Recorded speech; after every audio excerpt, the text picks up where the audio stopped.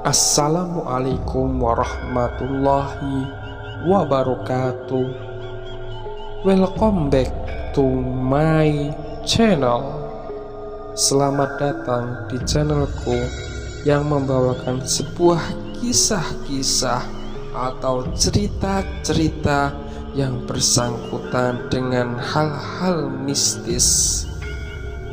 Bagaimana kabar dari sahabat-sahabat pecinta horor?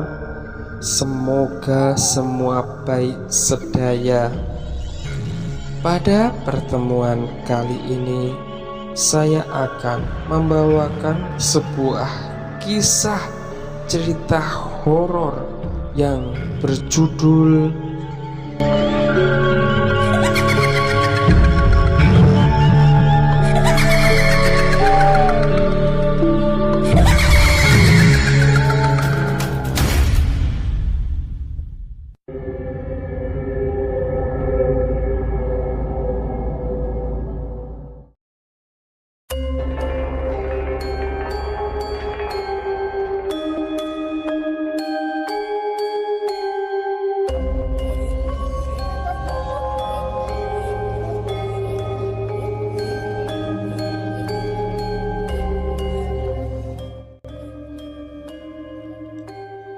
lokasi dan nama bangunan ibadah yang ada dalam cerita ini bukan nama lokasi sebenarnya di dunia nyata.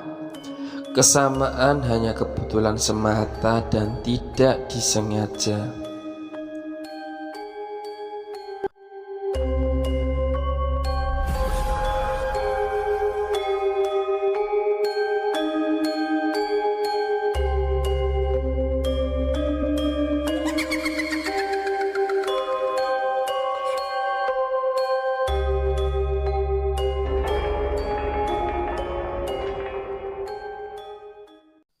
Alamat itu awalnya terkesan aneh bagi Marhan. Ia mencoba menanyakan nama jalan dan nomor rumah Salma. Namun sebelum ayah Salma sempat menjawabnya sambil tertawa, Niko sudah terlebih dahulu menepuk pipi Marhan. Di kampung mana ada nomor rumah sama nama jalan, ledeknya. Terus gimana bisa ketemu rumahnya? Maaf pak, atas nama siapa alamat rumahnya? Tanya Niko. Oh iya, lupa saya. Bilang aja rumah Datuk Kayu, jawab ayah Salma yang ternyata bernama Datuk Kayu. Niko mengangguk paham. Nah, udah bisa sampai kamu nih nanti ke alamat rumahnya. Jelas Niko kembali bicara dengan Marhan. Marhan masih terlihat bingung, namun melihat itu justru Datuk Kayu dan Niko tertawa.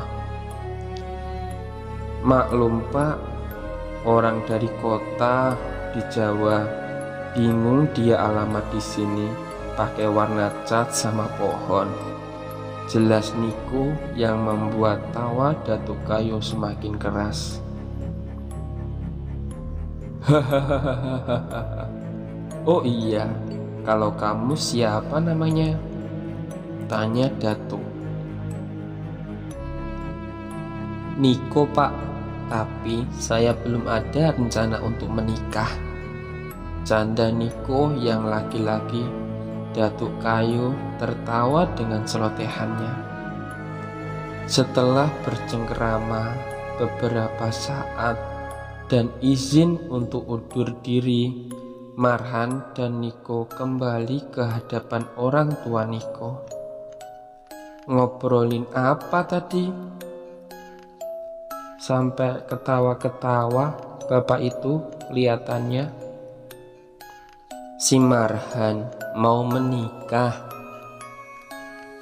Anak bapak itu ditembak dia tadi, balas Niko. Wah, buru-buru banget. Terus gimana? Sambung ayah Niko. Disuruh ke rumahnya dulu Pak sama ayahnya. Datuk Kayu namanya. Oh, datuk ayahnya. Ayahnya datuk. Di mana rumahnya? Kampung Limau Bareh, 1,5 jam dari rumah kita, jawab Niko. Agak terpencil daerah itu. Marhan bisa ke sana. Emang tahu jalan? Tanya ibu Niko. Marhan ragu. Selain tidak tahu bagaimana cara menemukan alamat serandom itu, ia juga tidak tahu harus dengan apa ke sana. Ia tidak punya kendaraan selama menjadi santri di sini. Nah, kamu temani si Marhan ini gimana? Pakai motormu, perintah ayah Niko.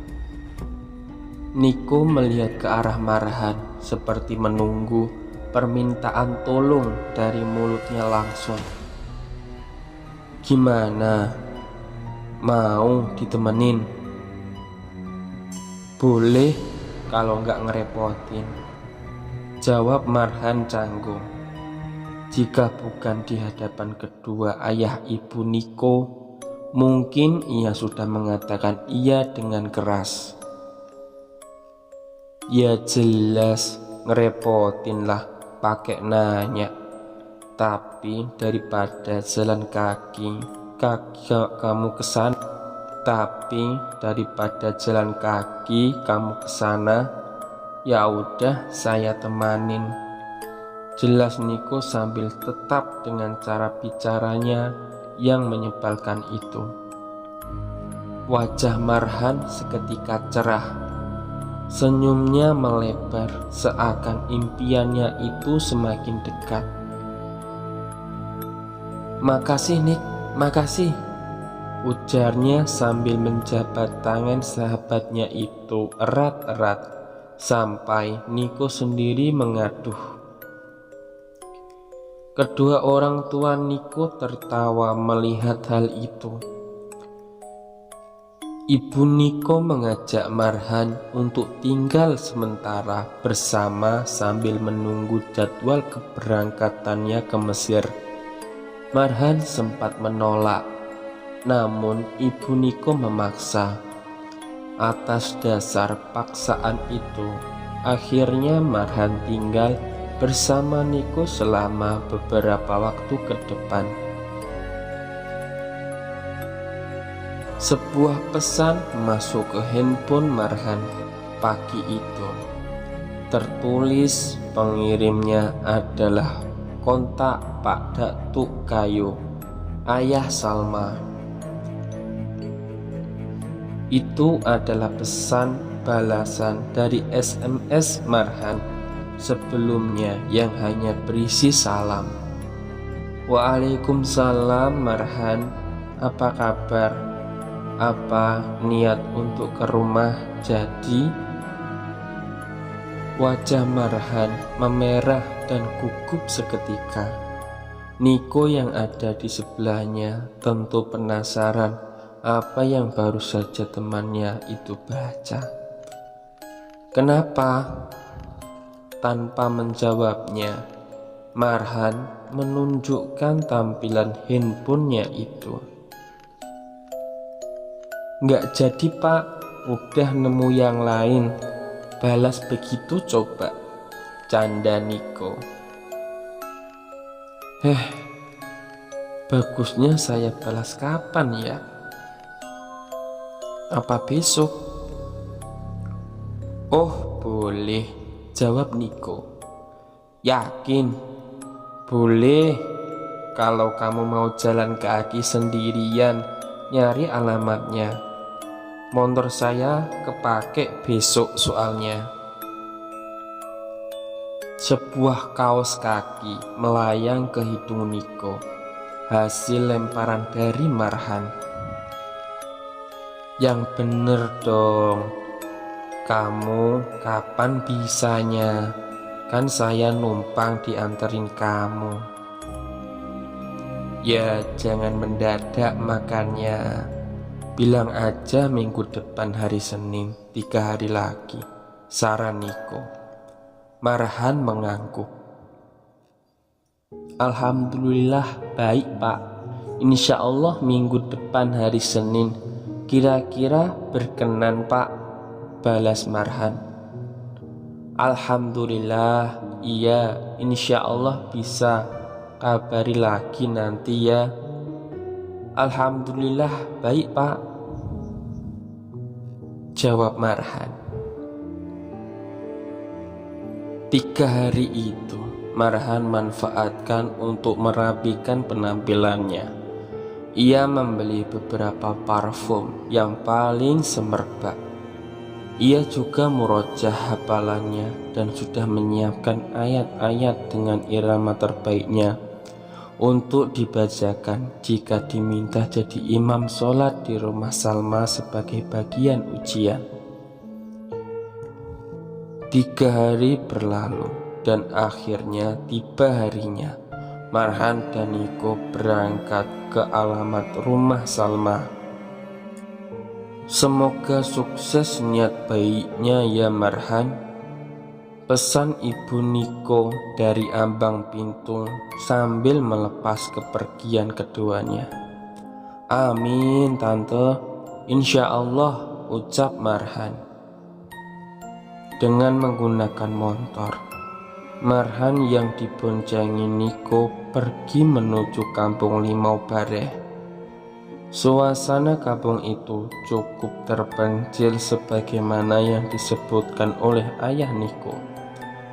Jalan kampung masih berupa kerikil dan tanah merah yang beberapa titik membentuk lubang berisi air hujan.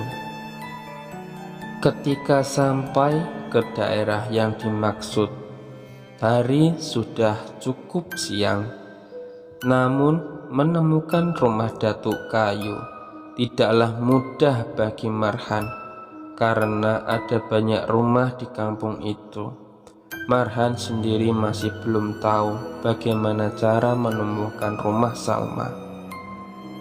Nah, mana rumahnya coba? Masa semua rumah biru mau kita ketok? Tantang Marhan. Diam aja kamu bruk. Pada satu sudut jalan terdapat sebuah warung sederhana dengan beberapa pembeli. Niko turun dari motornya dan bertanya pada orang-orang tersebut. Misi pak, mau tanya rumah datuk kayu yang cat biru arahnya kemana ya pak? Oh, datuk kayu, lurus arah ke kebun. Nanti di sudut jalan ada musola yang ada di jalan tanah. Kamu tetap ambil jalan berbatu, lalu belok kanan, lalu lurus saja. Rumahnya cat biru, ada pohon mangga di depannya, ujar salah satu pria di warung itu. Ah, baik-baik, terima kasih pak. Niko kembali ke motor dan segera tancap gas sesuai arahan bapak tadi. Surau belok kanan, surau belok kanan. Niko mengulang-ulang arahnya sambil melihat-lihat keberadaan surau sebagai patokan kapan ia harus berbelok. Akhirnya mereka tiba di surau yang dimaksud. Posisi surau itu agak ke dalam. Perkebunan dan jalur berbatu yang mereka tempuh tidak mengarah ke sana. Surau itu dikelilingi tanah dan jalan setapak menuju ke perkebunan dan sawah penduduk di belakangnya. Namun saat baru saja akan berbelok mengikuti jalur jalan berbatu, Marhan meminta untuk berhenti. "Nik, sholat dulu aja yuk. Udah masuk zuhur, dari tadi kita belum sholat. Mumpung ada musola nih di surau ini, emang sudah bisa dipakai ya?" Tunjuk Niko melihat surau yang terlihat seperti setengah jadi. "Bisa harusnya. Yuk, gak enak kalau sholatnya di rumah Salma, dibilang lalai nanti," ujar Marhan. Keduanya lalu mampir ke surau tersebut. Sepertinya surau ini memang sudah setengah jadi, lalu terhenti karena alat pertukangan sudah tidak ada lagi di sekitar surau saat itu. Keberadaan WC dengan air dari mata air dan beberapa bohlam lampu menandakan surau ini bisa digunakan. Keduanya mengambil wudhu dan hendak sholat di dalam. Namun saat akan membuka pintu kayu surau tersebut, ternyata pintunya terkunci dari segala arah. Pada akhirnya Marhan dan Niko sholat di teras surau dengan sajadah dari jaket mereka masing-masing. Marhan bertindak sebagai imam, sementara Niko sebagai makmumnya. Dari kejauhan, bapak-bapak yang tadi mengarahkan jalan Niko memperhatikan keduanya dengan tatapan berbeda. Ada kekhawatiran pada wajah mereka. "Lupa saya mengingatkan mereka, jangan sholat di sana," ujar pria yang menunjuki arah jalan tadi. "Doakan saja tidak ada hal berbahaya terjadi ke orang-orang itu," jawab pria lain sambil menghisap rokoknya. Dari wajahnya ia menyimpan ketakutan yang sama dengan rekannya. Seusai sholat, keduanya meneruskan perjalanan hingga bertemu dengan rumah berciri-ciri persis dengan petunjuk yang diberikan sebelumnya. "Assalamualaikum," panggil Marhan. "Waalaikumsalam warahmatullahi wabarakatuh. Ah, sudah sampai. Masuk, balas Datuk Kayu dari ambang pintu. Dengan sedikit malu-malu, Marhan dan Niko masuk ke dalam rumah itu. Rumah itu terbilang cukup mewah dibanding rata-rata rumah lainnya di kampung ini. Datuk Kayu lalu mempersilahkan mereka duduk dan membukakan beberapa toples kue yang ada di atas meja. "Salma, bawa minum ke depan nak. Marhan sama Niko udah datang," panggil Datuk. "Iya ya." Tak lama Salma muncul dari arah dapur dengan baki berisi 2 gelas sirup jeruk dan segelas kopi hitam panas. "Silakan diminum, Han, Nik," ujar Salma sambil menaruh gelas-gelas minuman itu di hadapan masing-masing peminumnya. "Ya, makasih," jawab Marhan tersipu. Sementara Niko tanpa canggung mengambil minum dan kue kering dari toples. Marhan lebih fokus kepada beberapa foto yang terpajang di dinding ruang tengah.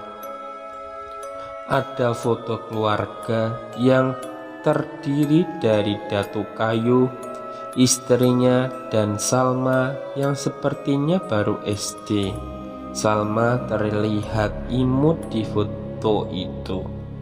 Datuk Kayo menyadari pandangan Marhan mengarah pada foto itu dan segera menyapanya. Itu mendiang ibunya Salma. Mirip kan? Salma cetakan ibunya sekali, ujar Datuk Kayo. Iya pak, mirip banget, jawab Marhan sedikit canggung saat ia ketahuan memandangi foto itu. Iya, Salma juga dekat sama ibunya daripada sama ayahnya. Waktu itu ibunya meninggal pas dia baru masuk pesantren dulu. Setelah pemakaman dia udah gak mau pulang lagi ke sini. Harus saya yang kesana. Katanya gak kuat pulang ke rumah ini karena kehadiran ibunya masih terasa. Salma di ujung kursi hanya menunduk. Datuk Kayo lalu mengusap tangan anaknya itu dengan lembut. Harus kuat ya sekarang mah, biar ibu juga tenang di sana, ujar Datuk. Salma mengangguk pelan walau matanya nampak seperti akan mengeluarkan air. Seketika pembicaraan berubah menjadi kaku. Marhan tidak ingin mencampuri urusan keluarga itu lebih dalam lagi. Kecanggungan itu baru berakhir setelah Datuk Kayo kembali pada pembahasan tujuan ia mengundang Marhan ke sini sebagai bentuk pembuktiannya. Jadi, kamu masih ada keinginan dengan Salma, Marhan? Insya Allah iya pak, jawab Marhan mantap. Ia sudah mempersiapkan tampang terbaik dan penuh keyakinan itu dari rumah Niko. Kalau begitu sesuai yang Bapak bilang waktu wisuda kemarin, Bapak sebagai orang tua satu-satunya Salma tentunya ingin Salma dapat pria terbaik, jadi istri seseorang yang saleh, tahu agama, taat beribadah, dan bisa bawa Salma ke surga. Benar? Ujar Datuk.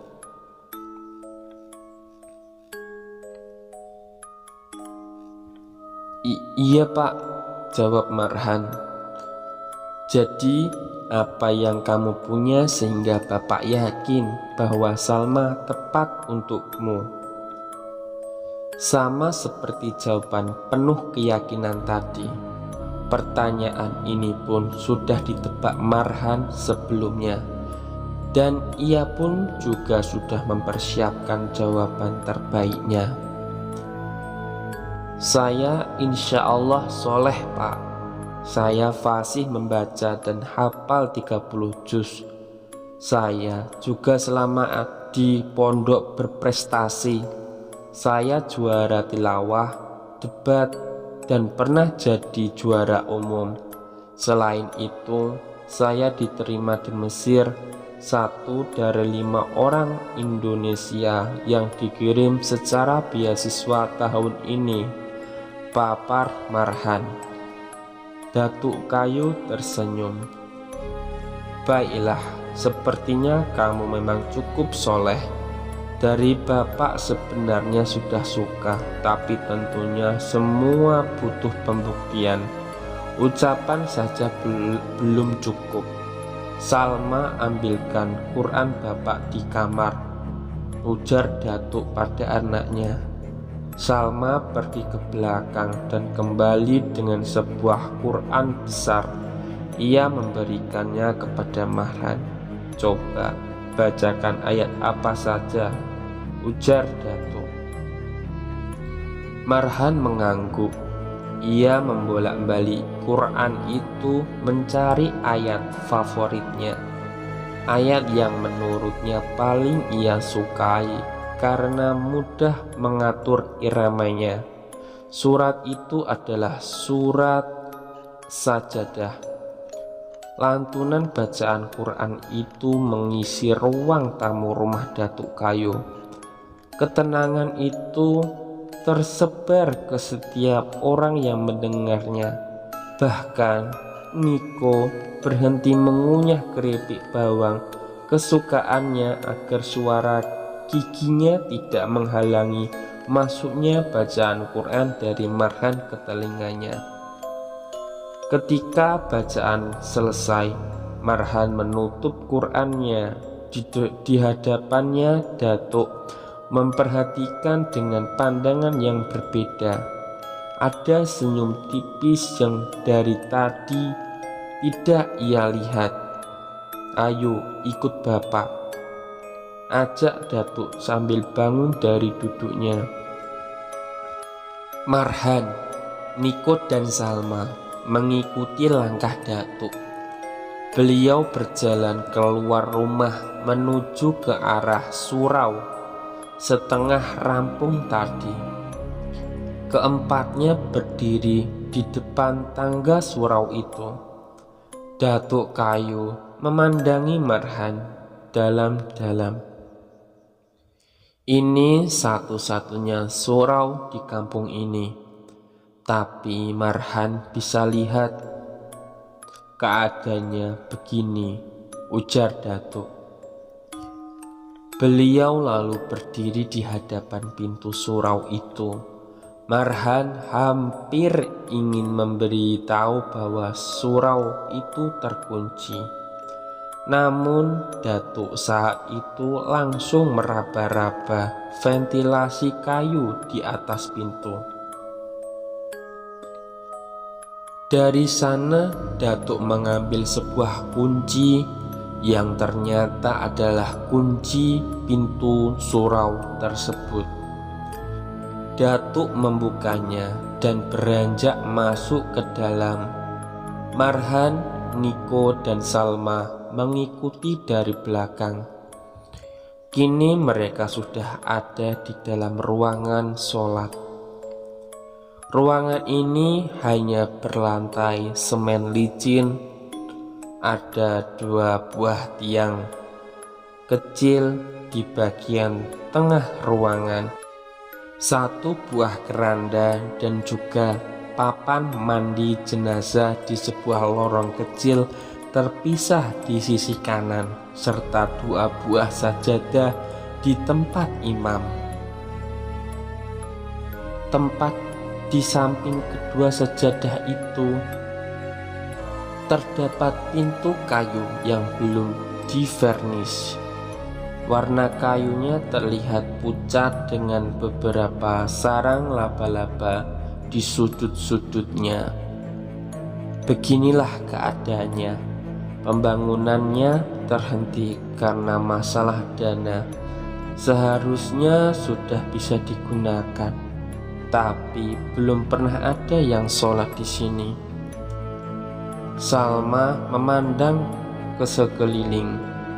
Ia juga baru pertama kali memasuki surau ini karena pembangunannya dilakukan saat ia di pondok. Marhan mengedarkan pandangannya ke sekeliling.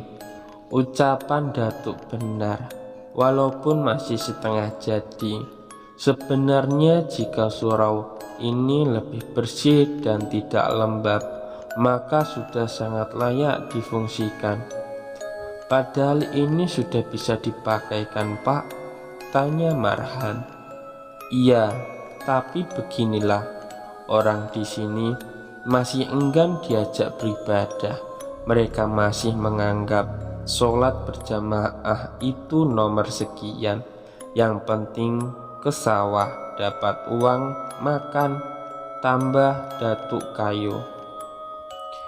Niko melihat ke arah kakinya yang sudah menghitam karena menginjak debu tebal di lantai.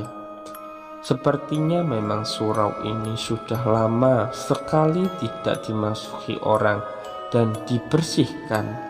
Namun Niko tertarik dengan keberadaan dua sajadah yang terlihat lebih bersih ketimbang spot lain di surau ini. Itu ada sajadah dua, Pak. Kayaknya pernah dipakai, tanyanya. Iya, itu sajadah saya. Satu dan satu lagi sajadah saya sediakan kalau ada yang mau gabung jamaah sama saya. Tapi sejauh ini saya azan sendiri, iqomah sendiri, terus imamin juga sendiri.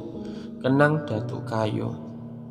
Impian Bapak sebenarnya ingin surau ini bermanfaat. Orang-orang sholat di sini, surau ini aktif sebagaimana mestinya digunakan orang untuk menyembah, tambah Datuk. Bapak sudah coba 2 tahun untuk buat orang-orang di sini mau sholat berjamaah. Tapi sejauh ini sepertinya yang Bapak bilang, Bapak sholat sendiri aja di sini. Tapi setelah mendengar suara bacaanmu tadi, Bapak rasa ada harapan agar orang-orang desa ini tertarik untuk sholat berjamaah. Datuk menghadap ke arah Marhan dan Niko dengan tatapan penuh harapnya. Bagaimana, Pak? Tanya Marhan. Anggap ini ujian pembuktian untuk kamu. Juga sekaligus permintaan terdalam dari Bapak. Bapak minta tolong tarik orang-orang kampung ini agar mau sholat di sini. Dengan suara mengaji Marhan yang merdu itu, jika kamu berhasil, Bapak akan restui kamu menikahi Salma. Marhan tidak langsung menjawab tawaran itu. Ia memandangi Pak Datuk dalam-dalam. Bagaimana kalau saya gagal? Bagaimana jika tetap tidak ada yang datang? Apa itu artinya Bapak tidak merestui saya dengan Salma? Tanya Marhan. Bapak tidak sejahat itu, Nak Marhan. Bapak akan lihat dari kesungguhan dan usahamu. Masalah berhasil atau tidak itu kembali ke hidayah masing-masing orang di sini. Dan pemberi hidayah itu hanya Tuhan. Kita hanya berusaha saja. Tapi tentunya Bapak ingin seseorang itu berusaha dahulu sekuat tenaganya. Jelas Datuk Kayu. Marhan melihat lagi ke sekeliling bangunan surau ini yang sangat lembab dan suram. Marhan belum bisa menjawabnya. Kamu tidak perlu jawab sekarang. Sesiapmu saja. Kalau memang bersedia akan sangat baik. Tapi jika memang kamu keberatan, obrolan tentang Salma mungkin bisa kita tahan dulu. Bapak ingin cari seseorang yang mampu jadi imam dan bekerja keras, dan mungkin salah satu caranya dengan ini. Maaf Pak, tapi untuk tempat tinggal, jarak rumah Niko ke sini cukup jauh untuk saya bisa bolak-balik, tawar Marhan. Untuk makan mungkin Bapak bisa bantu. Tapi kalau tempat tinggal, sepertinya Marhan harus tidur di sini. Di kampung ini tidak ada yang mengontrakan rumah atau kamar. Sedangkan kalau tinggal di rumah Bapak, takut kena fitnah, ujar Datuk. Baiklah Pak, saya... Marhan hendak menjawabnya saat itu juga, namun Niko menahannya. Tahan dulu. Benar kata Bapak Datuk tadi, kamu pikir-pikirkan dulu secara matang, cegah Niko. Pak Datuk mengangguk. Iya, dipikirkan dulu saja. Dari bacaan Quran dan ilmu kamu, Bapak tahu kamu punya kapasitas yang baik. Apalagi seorang lulusan terbaik. Tapi ada guna ilmu di dalam kepala orang yang tidak mau mengajarkannya ke orang lain, kan? ujar Datuk Kayo dengan senyum penuh arti. Marhan menuruti saran itu. Ia berjanji akan memberikan jawabannya sesegera mungkin. Datuk menyetujuinya. Mereka lalu keluar dari masjid dan kembali ke rumah Datuk Kayo. Kukira musola, ternyata masjid. Niko sempat menoleh ke belakang dan memperhatikan lagi surau itu. Entah kenapa sejak tadi ia merasa risih.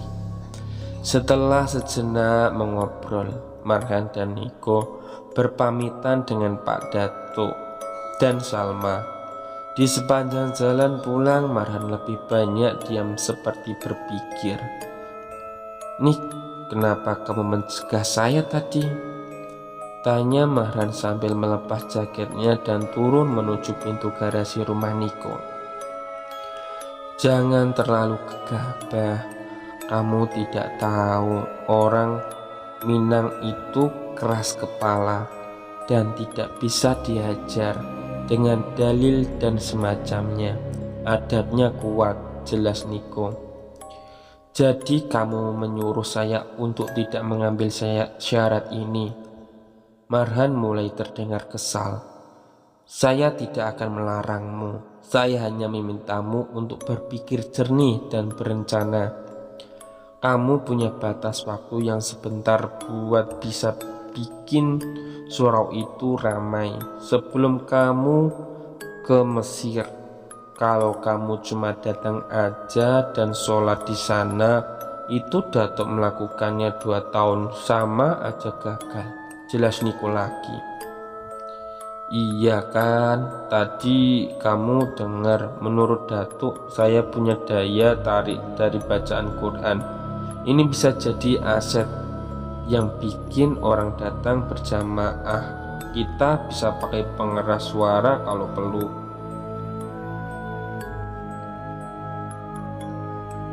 Lagi pula ini bukan soal berhasil atau tidak, tapi lebih kepada mengambil tantangan sebagai seorang pemberani atau mundur sebagai pecundang. Marhan sama kerasnya. "Kamu yakin?" cecar Niko.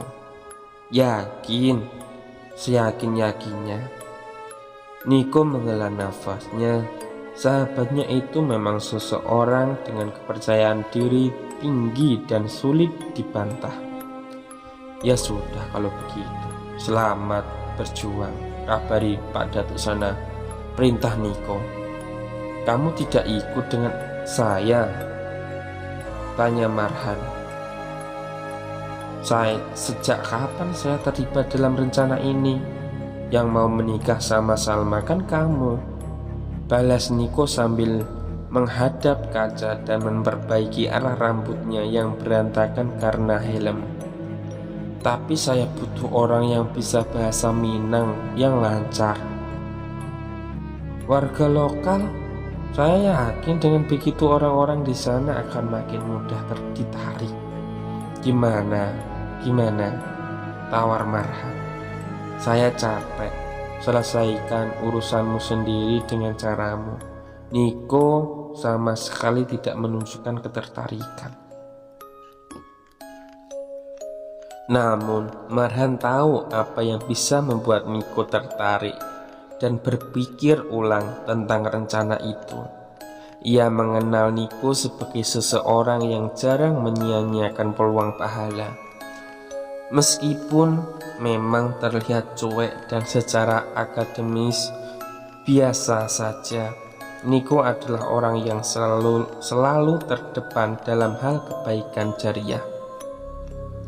"Yakin, bayangkan jika nanti kita berhasil bawa agak 3 orang aja, jadi rajin sholat, rajin ngaji. Terus orang itu pulang ke rumahnya, ada istri sama anaknya. Terus dia ajak keluarganya sholat dan ngaji juga. Wah, pahalanya kebayang gak tuh seberapa banyak. Ibadah wajib lagi kan?" Niko masih tidak menanggapi. Ia masih merapikan rambutnya yang lepek itu di depan kaca. Namun Marhan belum menyerah. Terus bayangkan anak-anak mereka nanti diantar ke surau, pada belajar ngaji, hafal Al-Fatihah, terus sholat pakai hafalan itu seumur hidup. Piuh, guru ngajinya bakal panen pahala itu. Rayu Marhan lagi. Sialan, decak Niko. Yakin mau melewatkan kesempatan emas ini? Ya udah, saya ikut. Tapi target saya bukan bantu kamu, tapi apa yang kamu sebutkan dari tadi. Dan itu untuk diri saya sendiri, jawab Niko. Nah, bagus. Memang teman sejati si Niko paling yang ini. Ledek Marhan sambil mencolek dagu Niko. Jangan sentuh-sentuh saya, Bruk, tepis Niko.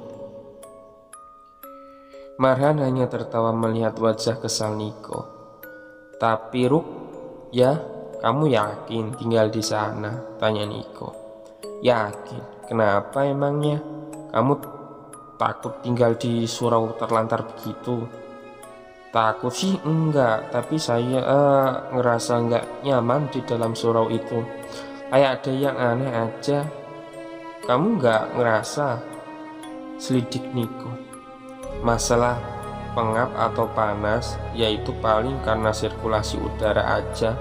Kalau kita isi dan bersihin bakal nyaman kok, jelas Marhan. Bukan gak nyaman yang begitu. Ada yang aneh pokoknya dari suraunya, dan saya gak bisa jelasin apa sebabnya, ujar Niko. Marhan memandang Niko dengan ujung matanya. Ini maksud kamu hantu? Niko, anak pondok pesantren kok takut hantu? Aduh, Nik, surau itu rumah ibadah, rumah Allah. Gak ada rumah ibadah yang angker atau apalah itu. Di sana tempat orang-orang ibadah, menyembah Tuhan. Meskipun terlantar sekalipun, dia gak akan angker, jelas Marhan panjang lebar. Udah gak usah ceramahin saya. Kamu kontak aja Pak Datuk dan atur jadwal kita ke sana buat mulai ngisi suraunya. Bilang juga kalau saya bakal ikut misi meramaikan surau itu. Marhan tersenyum puas. Ia mengambil handphonenya dan mengetikkan pesan dengan tujuan Datuk Kayu. Assalamualaikum Pak, insya Allah saya siap berikhtiar untuk meramaikan surau kampung Bapak. Niko akan saya ajak untuk menarik para warga, apa tidak masalah? Tak lama pesan balasan dari Datuk masuk. Waalaikumsalam, Nak Marhan. Alhamdulillah, boleh Bapak. Tunggu kedatangannya. Marhan menghadap Niko dengan tatapan semangat. Ayo kita buat surau itu ramai dan bermanfaat sebagaimana seharusnya. Lalu saya akan pergi ke Mesir bersama Salma. Di desa Limau Bareh, di dalam surau, sekelebat bayangan berlalu lalang tengah malam itu. Tanpa Marhan dan Niko ketahui, ini adalah awal segalanya bermula. Seperti apakah kelanjutan dari kisah cerita kali ini? Tunggu kelanjutannya di part ketiga. Sekian dari saya. Waalaikumsalam warahmatullahi wabarakatuh.